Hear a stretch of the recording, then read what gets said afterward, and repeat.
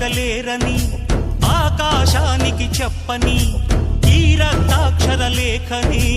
ఇప్పుడే పంపని అన్నం పుణ్యం ఎరగని మా సీమకిరా రమ్మని ఆహ్వానం అందించని మెరిసే చూపుని తొలగింది ముప్పు అని నీలి మప్పు మనసారా నవ్వని చిరుజల్లు ముంపు మన ముంగిలంత ముత్యాలే చల్లని